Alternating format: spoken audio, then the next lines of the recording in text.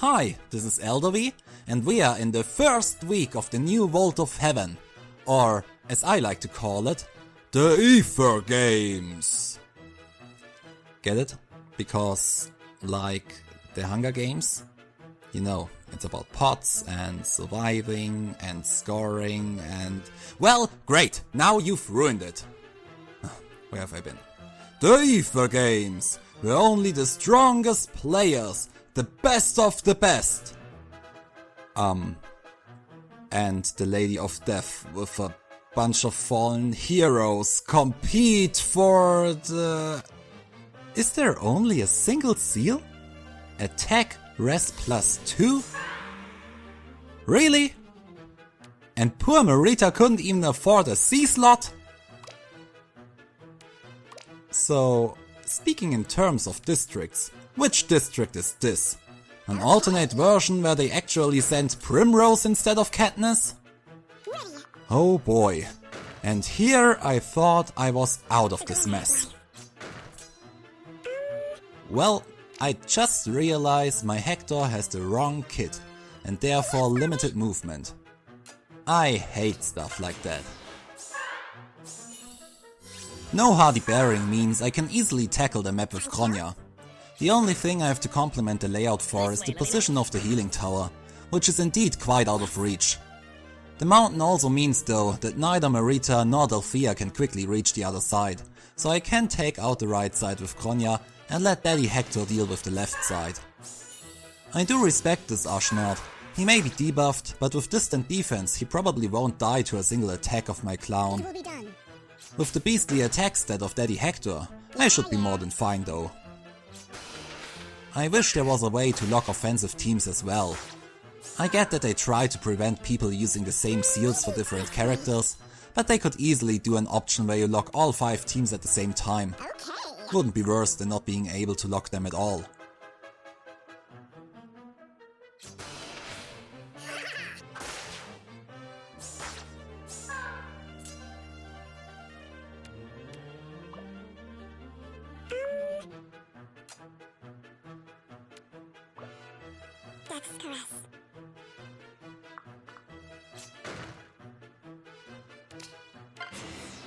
Oh no.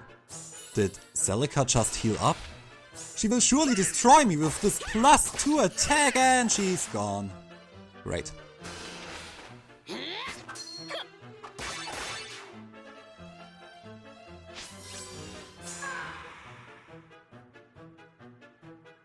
Time to kill?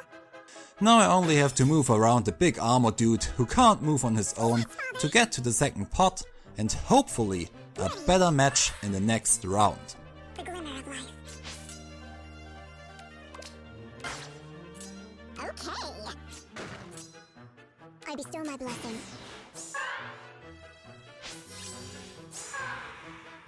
Yeah. Good morning. Time to kill? Okay.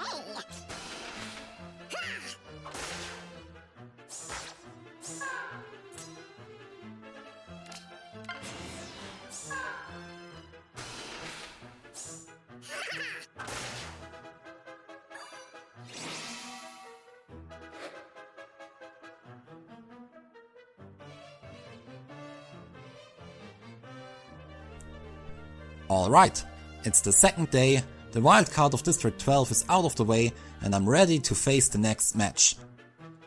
Well, that's a fairly standard full attack Cavline. All units are built, which is nice, but there are no mythics, so losing with this map will hurt a lot.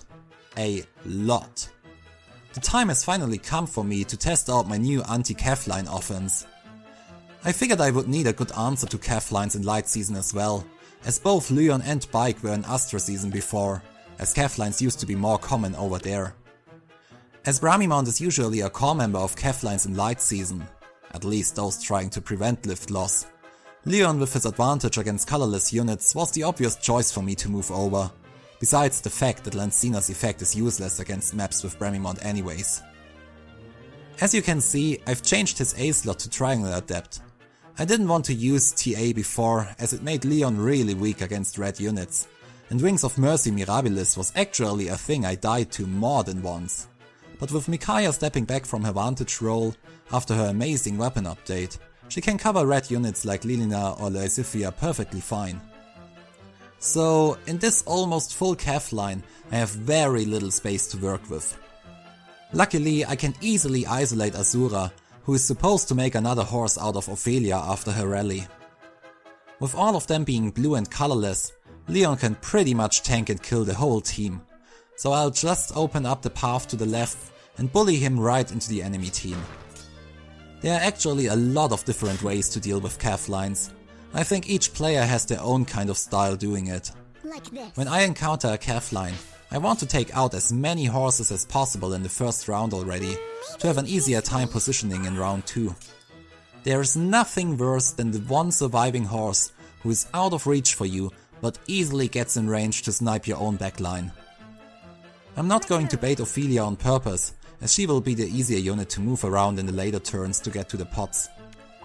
I could hide Micaiah as well, but I kinda want to test out my new double tanking strategy, and according to my calculations she will barely survive Leaf's double attack, so I'll just open up a path for Brave Veronica, so the AI will direct her downwards instead of over to Lyon. Alright. Just as calced, Micaiah barely survives and Leon will have no difficulties dealing with the left side.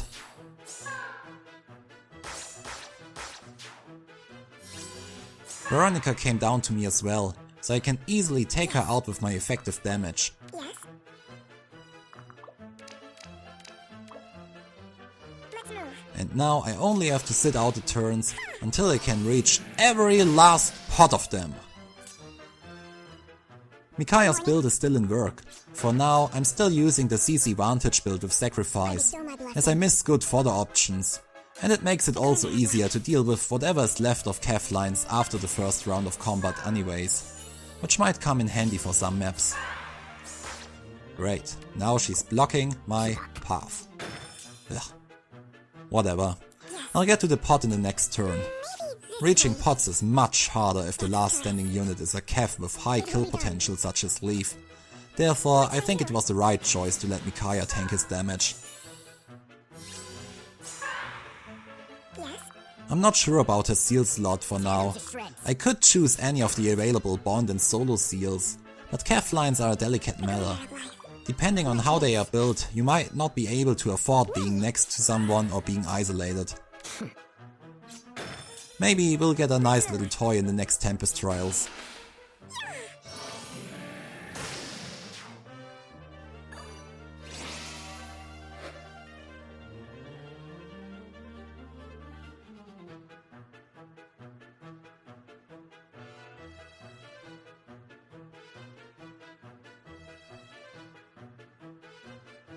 Day 3 brings us this pretty common T setup with 2 flying dancers and a rally trap Ophelia. The general idea of this layout is having Ophelia move down below Guidance Eldergard to rally the whole group, which would make Triandra with aerobatics move down to dance her. The setup lost a bit of its former glory after the introduction of Miller, but it still can work pretty well, especially in combination with Cav healers using the new recovery skill. People who have been watching me for a longer time have seen me clearing up this setup with Leon before, by pushing him over the water spot on the right side, comfortably dealing with all mages, while the close combat units can be taken out by the rest of the team in the following round. But with Triandra being in a very juicy spot to be trapped, I want to give my Eirforce a shot instead. I really like playing my Eirforce, or Galeforce teams in general, as I can perfectly calculate the whole match from the beginning. Hit and run is probably my least favorite playstyle, as I don't want to be thrown off by strange AI behavior in upcoming rounds. When it comes to my Eirforce, I make an exact killing plan in round 1 and execute it in round 3, and no enemy gets even the chance to do anything. This map is actually among the harder ones to figure out. To lock up Triandra, my last move must either be air killing Ophelia from June's spot, or Veluria killing Veronica. While Ophelia has weak defenses, she has enough speed to avoid getting doubled by my air, but with the dagger debuffs and Savage Blow, I should still be fine. And I just realized my second equipping mistake. Raisin has Seal Defense for no reason in his B slot.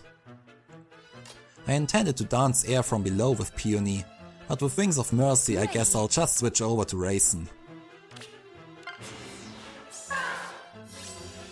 I really love the increased movement he has after transforming, and I like the synergy with Veluria. Yes. If I ever find the strength to make him eat his sister, I can even buff up my little wolf pup with Hone Beasts. What do you want? Yes. Yes. I bestow my blessing.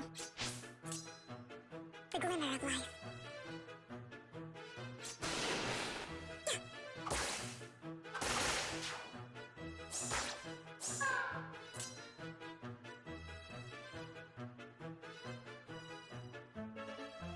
Let us go. Dex caress.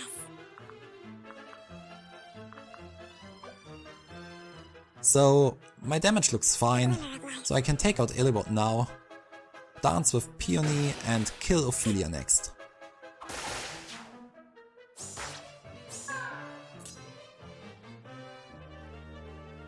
Good morning. Yes.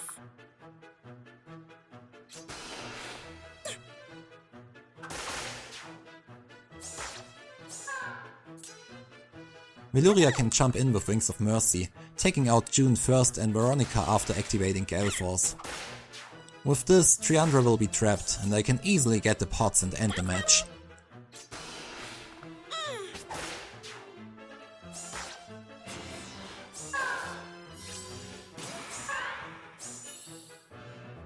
Maybe this way.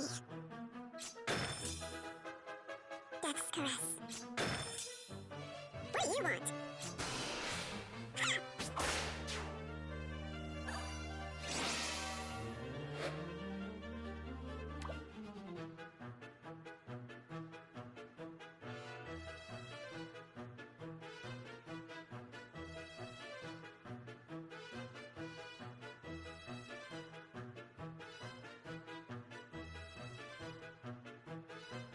This is day 4, and I'm facing a bunch of random units, I guess. I'll give this map an extra point for uniqueness, but that's it pretty much. The spots below Ike and Sophis are perfect to safely tank any ranged damage, while the 2 melee units have to work their way through that narrow passage on the right side. Bonus Sophis at plus 10 merges and plus 5 Bramimont make this map at least only lose 25 lift for another defeat. I guess that's worth something. I'm a bit nervous about Fallen Ike. I know he can reach ridiculous stats with his weapon, but I'll surely be able to take him out with Micaiah with the help of the Bowl Tower. Let's move. Or just like that. Great. I bestow my blessing. I'll do that next turn and make Leon tank from her position afterwards. I'm pretty sure he can't kill Brave Micaiah with all that res. Therefore, I'll make sure to take out the tactic room to create another open spot for the others to attack. This way I'll also get some chip damage on Micaiah and Sophis with the Bowl Tower in round 3. Yes. Let's move. Ready. What should I do?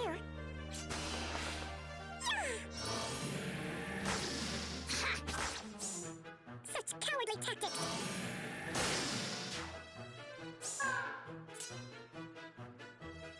Maybe this way. Yes.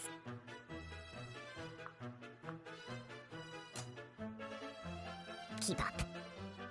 And I just realized I'm wrongly equipped once again, as Leon has Distant Defense 4 instead of Triangle Adept. Let's see how well he will do against the colorless units now. Like All of them have surprisingly high rest stats. Dex caress.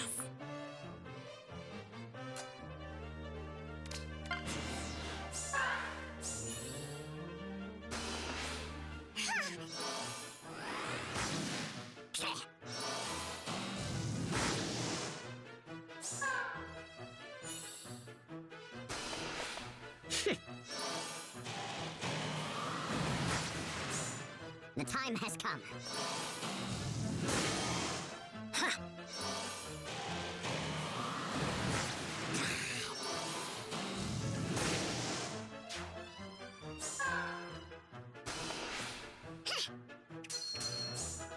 Do you challenge me? Not that bad.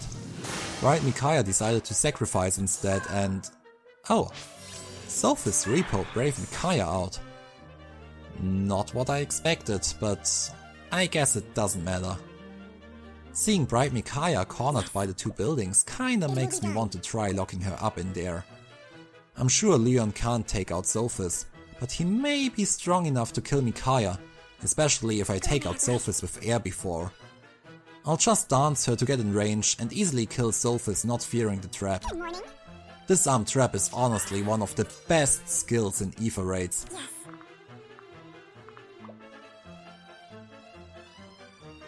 X caress.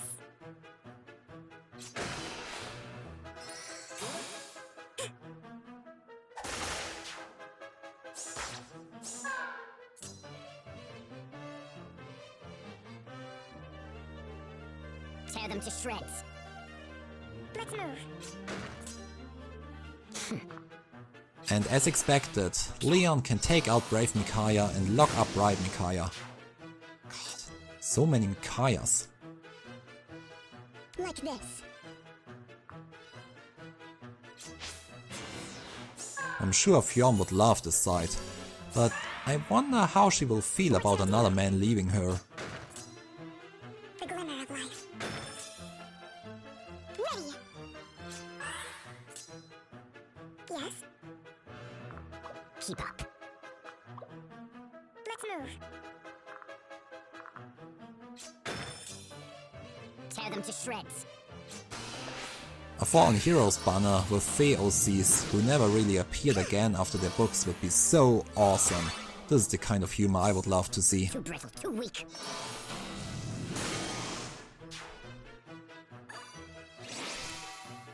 So, I've cleared another easy match and I'm starting to wonder if I've been too careful.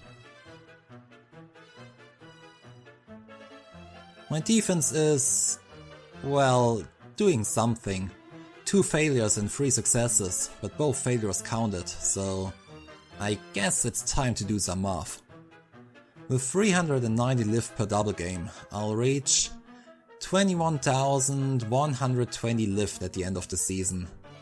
That's...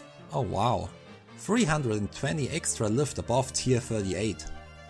Thanks to my insane Brain Mount luck, I only lose 50 lift per defense loss.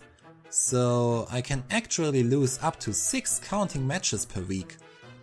With 1 counting success and a failure where I killed 2 units at least so far, I'll actually stay in tier 38 no matter what happens next. Assuming I won't screw up my offense matches because of stupidity. Alright, I guess that means it's time to push into rank 1k to deal with the really hard maps.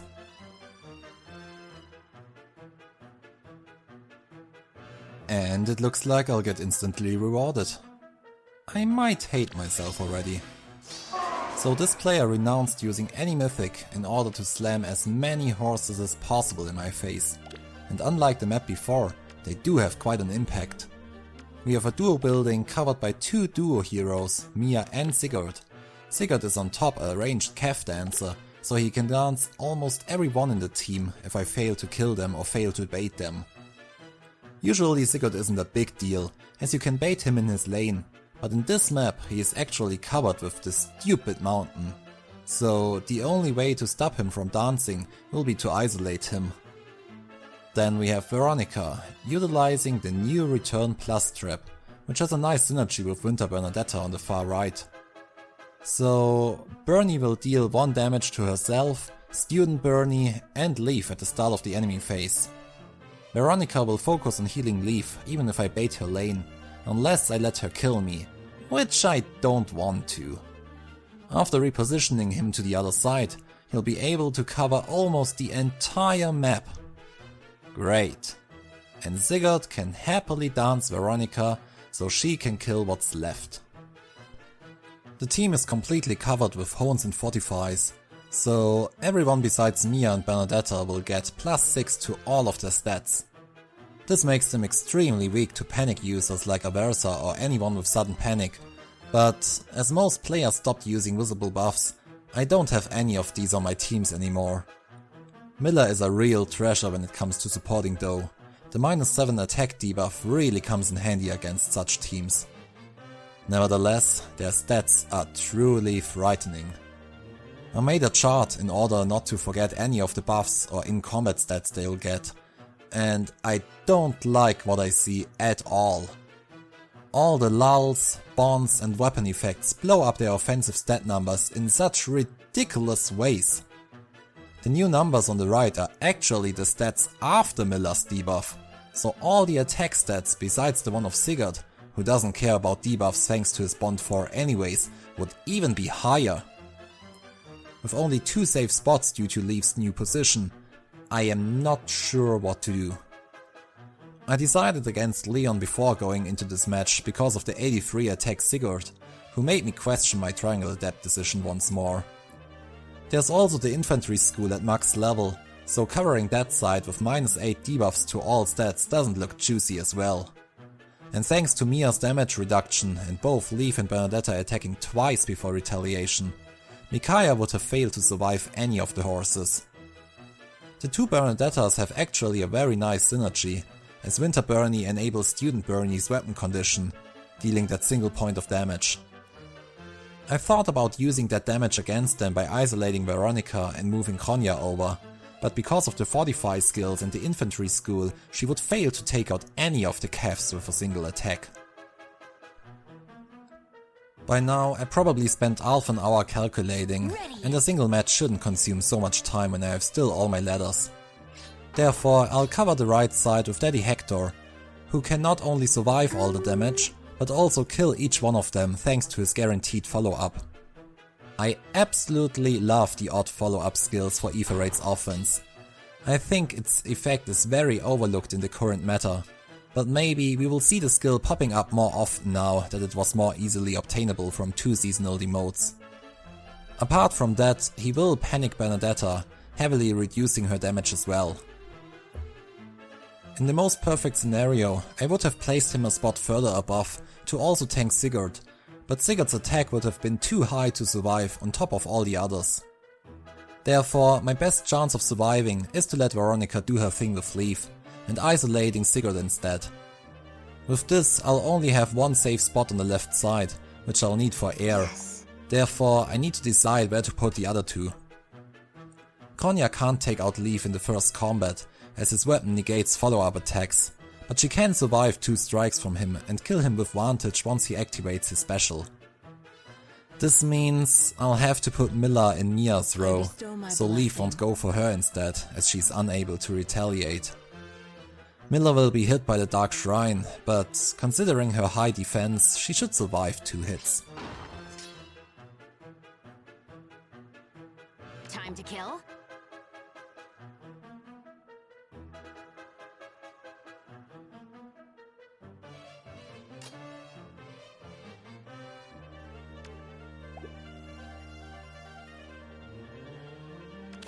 Alright. Let's... Oh, wait, why... Ah, she has a slaying weapon. Sure, why not? In combat buffs, damage reduction, and a dual skill were not enough, I guess. Bye, Milla. But why is Veronica just standing there? She's not healing any of them. Leaf clearly lost 1 health, and Sigurd is the one being isolated. According to the rulebook, she should have healed him up, resulting in him getting repositioned. Instead, she's just standing there and watching all of them die.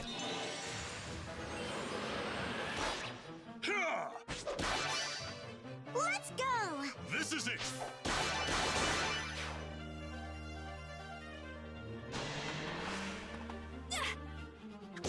Is it because I threatened them? Healers still heal units who can attack, don't they? I actually don't get it. If I knew she wouldn't move, I could have kept Milla in that row. And I could have used the space in Sigurd's row completely different. Stupid AI. I have neither Winter Bernie nor the new healing skills, so I have no way of testing how these skills work myself. Therefore, if there's a smart bee among you guys, feel free to explain to me why she didn't heal someone. It makes no sense to me. Well, but as I said, I won't drop out of tier 38 if not for my own stupidity. Therefore, it's time to use my first ladder. I would have loved to beat this map, but the layout was really strong, therefore I don't feel too bad about losing to it. After that experience, I paused for a bit, a thing I recommend everyone after surrendering a battle, to play the next one with a positive mindset again. So I went into my next match a bit later to find this. I didn't even realize this was an Anima defense till the moment I made the video, as I was so used to meet Frazier and Duma with Lyon and Micaiah. So we have a cornered Asura with Wings of Mercy and Guidance. Spoiler alert, she will stay there for the entire match. I won't make corner jokes this time, as it might actually become a viable thing with an additional defense slot, but this one is not. As he didn't get a chance to shine in the last match, I'll grab good old Lyon to take care of the ranged horses in this one. I carelessly put him in range in round 1, cleared some buildings here and there, and waited to see what would happen.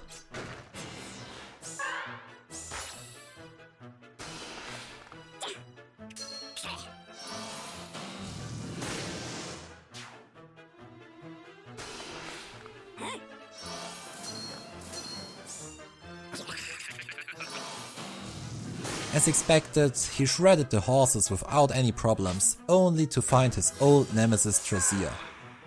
I was actually very happy about the thought of never having to face this matchup again.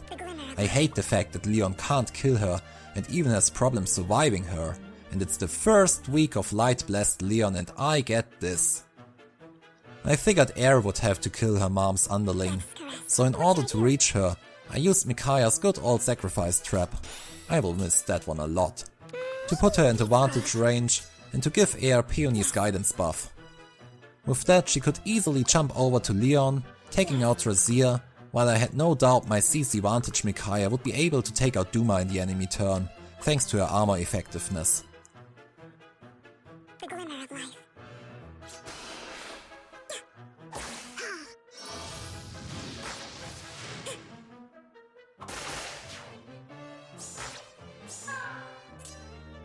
Let's move.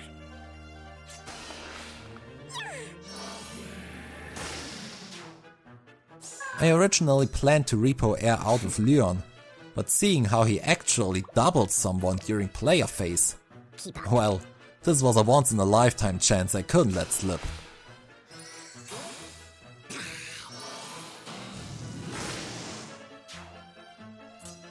From there I just had to collect the remaining pot before I could end the match. I bestow my blessing. I guess this 3-minute battle made up for all the time I wasted on the other battle before.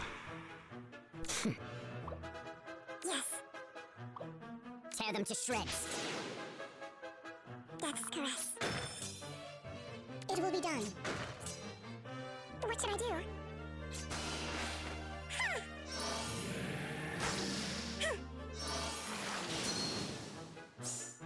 Such cowardly tactics.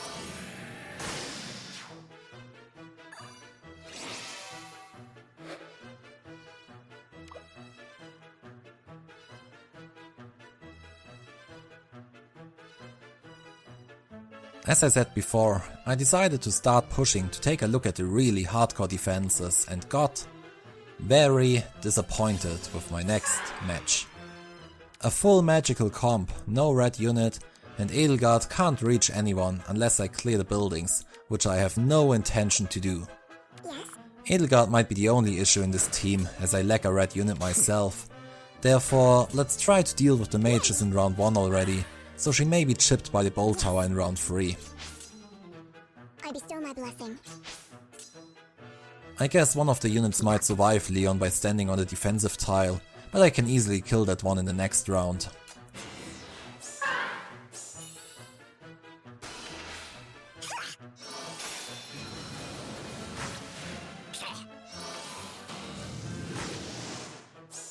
If it's a nightmare you want.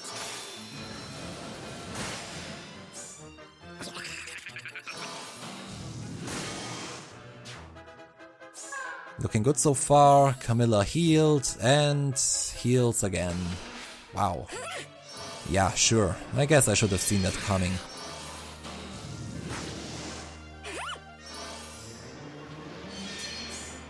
Do you challenge me?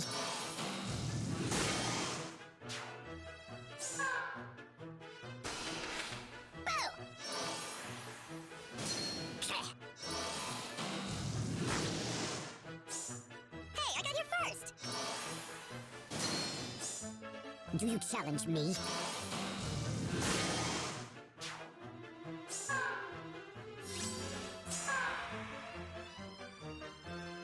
Oh wow. Leon is missing 2 damage to kill her. Whatever. I can easily bring Peony over to his lane and he'll get her weapons drive. Good morning. Unless she is slowed by the tactic room. Oh god, now she's trapped. This is stupid. Maybe this way. Keep up. Alright, Air can't take her out as well, but they can do it together. I should attack with Air first, as Leon would actually make Camilla charge up Miracle. Air will take some damage, but her res is high enough to tank Azura in the following turn.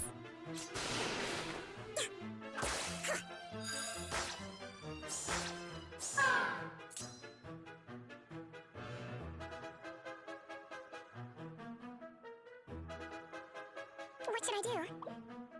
Tear them to shreds.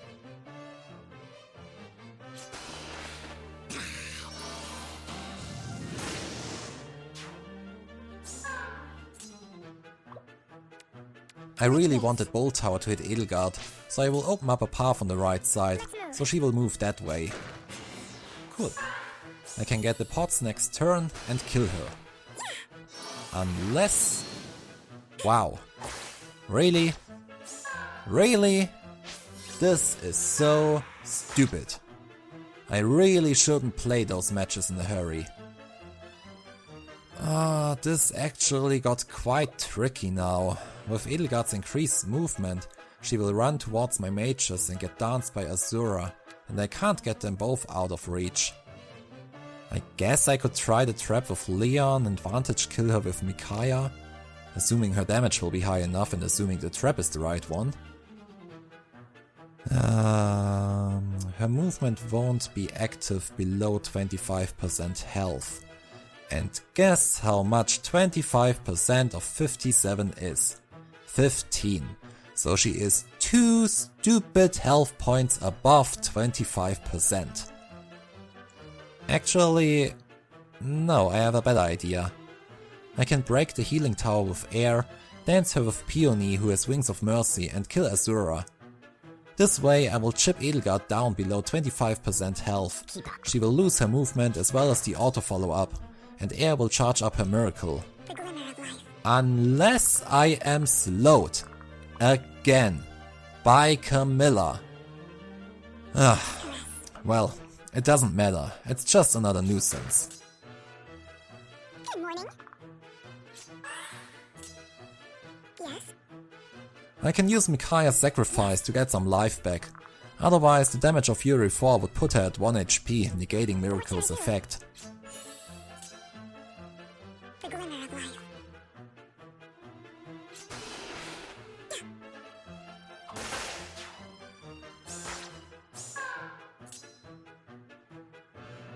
I bestow my blessing. Alright. Let's tank that Edelgard and... Wow. Really? I mean, yeah, I'm on a defensive tile, but Air has like the lowest defense in the game. Okay, let's just end this map and spare Edelgard from further shame.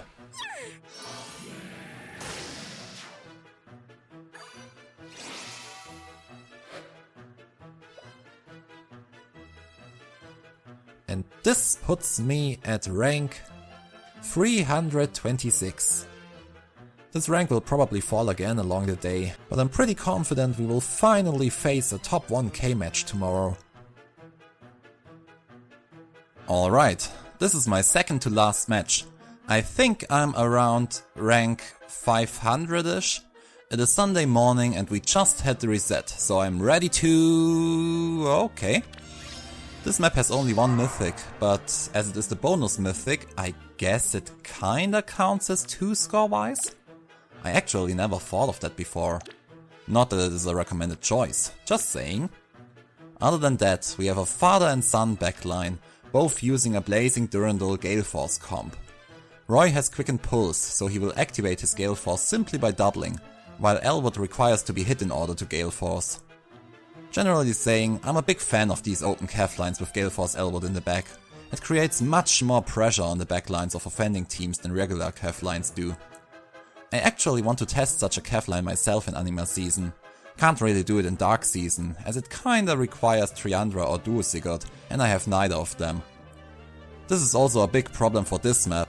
The missing dancer makes the impact of the Galeforce units less impactful. To be honest, I was a bit disappointed by this map. Again, 3 colorless Cavs who would crumble against Lyon, and I figured I could kill the red horses with Micaiah in the next round, easily getting the pots while Sophis made her way down. Spoiler alert, it made me careless. Too careless. I bullied Lyon over the traps to sit there in place, waiting for all the Cavs to clonk against his defense. I even realized the threat of Claude's budding bow, making me unable to double him with Quick Riposte, but I expected he would kill him with 1 hit, especially with Peony providing drive buffs from below. As I said, I got reckless. I checked for a hidden Wings of Mercy trap, checked the damage and put him in the middle of the feast.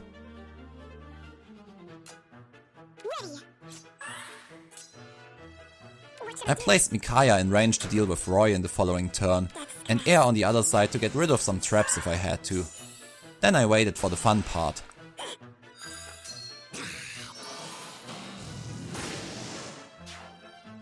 As expected, Lyon didn't struggle against any of the horses, but I couldn't take out Claude by 2 points of health, as his budding bow prevented me from doubling him.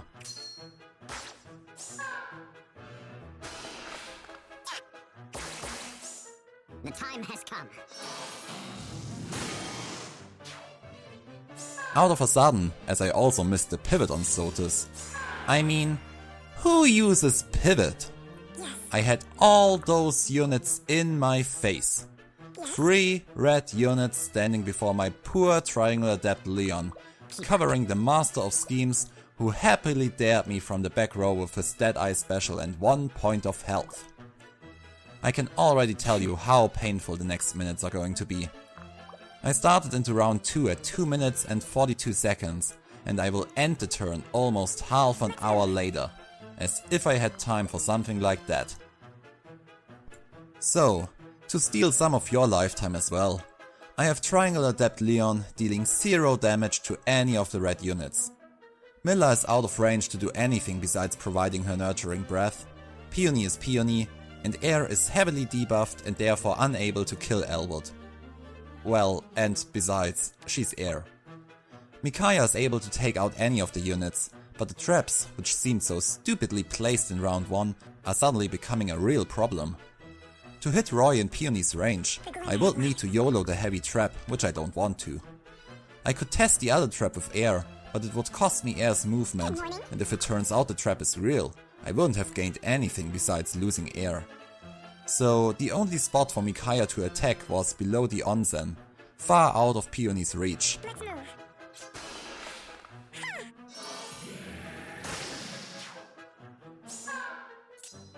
I figured I could smite Peony over with Miller, but dancing from below Micaiah wasn't what I was hoping for, as it had a significant threat. I couldn't let Claude live, as he would happily snipe my Peony from way more positions than I could ever cover, so he had to die this turn. I knew Lyon would die to any of the red units, Micaiah wouldn't though. She would survive a single hit by either Sophis or Elwood, and kill both of them with a single counter attack. If she got attacked by the first one, she would most likely be in vantage range for the second one, taking out that unit as well. It would have made me miss both pots, but playing 2 singles isn't the worst outcome. Peony was out of reach for both Sophis and Elwood, Lyon on the other hand, sadly wasn't. I started scheming a plot to get him out. I thought if I could bring him over to Air's side, she could repo him out from the position of the bolt trap, hiding him behind her and Miller. Tanking Elwood with Air looked promising, as he wouldn't activate Galeforce without a counter-attack. Therefore, I figured the rest of my units would be safe. The problem was, Elwood has a lot of speed. Then I had another idea. By repositioning Miller in over the slow trap, I could block Elwood's path. If I would kill Claude with Micaiah from Lyon's spot, he could jump below Air as he was buffed by Peony's guidance and could repo both of them out. This maybe would have worked, but Miller would deal 0 damage to Elwood. Assuming the unit can't score a kill against anyone, the AI attacks the unit it can deal the most damage to, unless there is a unit that can't counter. Therefore, I couldn't say for certain who he would attack. Would he attack Miller?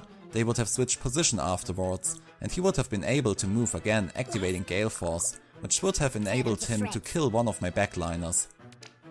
After almost half an hour of thinking, I was desperate enough to test it, when I suddenly realized that the damage calculation I had done before was off. Elwood has 56 attack, sadly unaffected by Miller's sabotage attack, as his rest stat was too close to hers being debuffed in the enemy turn. 56 times 1.4, as Lyon's triangle adept hurts himself in this case, would have resulted in 78 attack versus 37 defense, so 41 times 2 damage. When I saw that number, I didn't even care to continue calcing, but this was a huge mistake. Lyon got buffed by Peony for +3 thanks to Micaiah having to attack from the same row as him, and he was also still in range of Miller's +2 Nurturing Breath.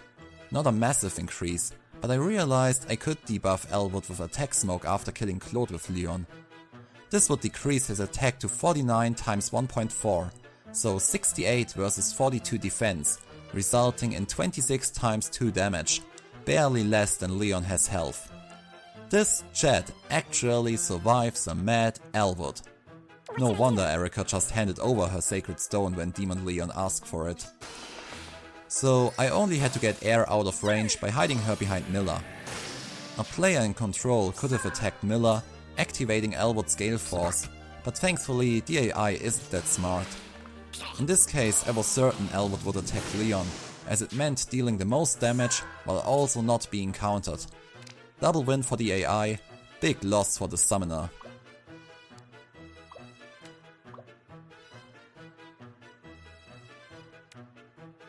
I'm not gonna lie, I was shaking a bit ending the turn, but everything went just as calculated. The most obvious solution was in the end the working one. Now Elwood was sadly unleashed, so I knew I had to end the match that turn.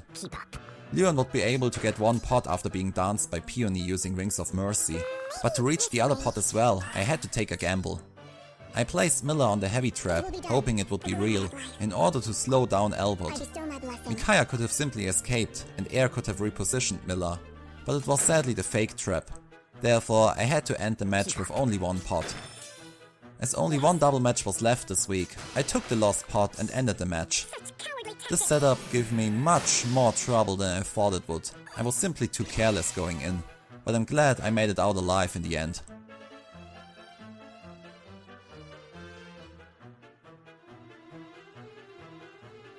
So, it's the last day of the week and I'm ready to take on one of the most difficult maps. My defense was not touched again, it is just after the reset, so I am still in the top 300 and decided to fish for a strong map instead of choosing one of my easy rematches. And oh my god, what is this? This map looks as promising as the very first match of the week. I'm not even going to bother explaining much about the setup, as I can easily tank all mages from the right side and deal with the other units later. So, as it seems, this was my first week of the Vault of Heaven. To be honest, it is still Monday while I'm recording this, and I'm a bit underwhelmed. I'm happy of course to stay in tier 38, but I had a really easy week, and I know I wasn't asking for one.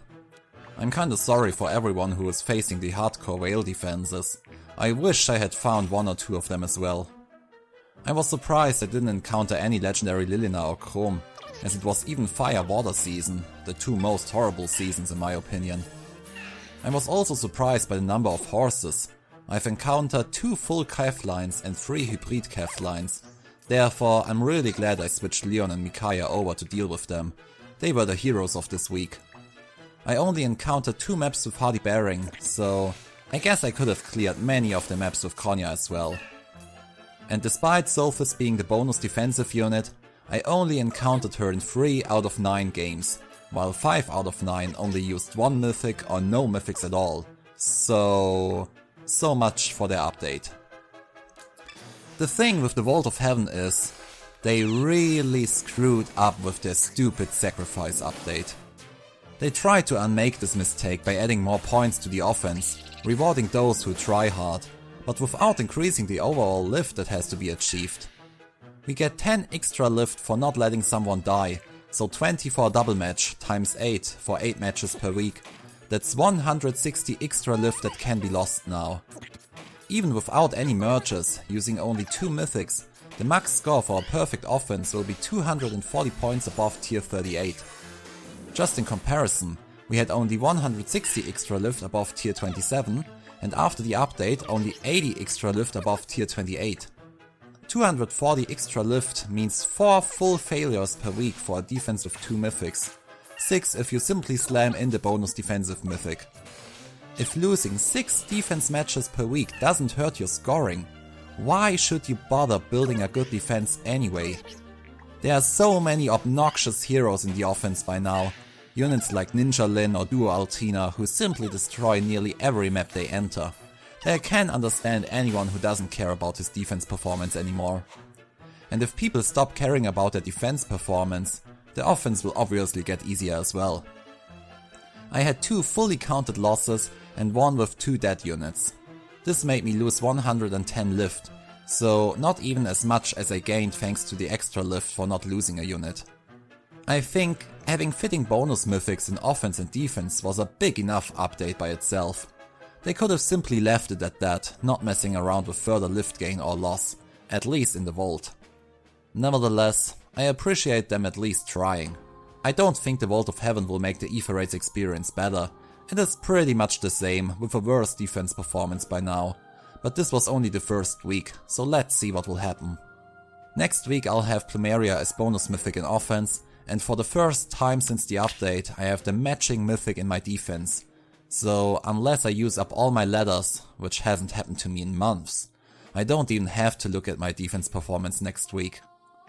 I'm excited about Ike finally coming back to my Astra defense, and I hope I'll be able to use my new Claude and Layla team finally for the first time. Until then, may the odds be ever in your favor. Or just summon on Winter Altina.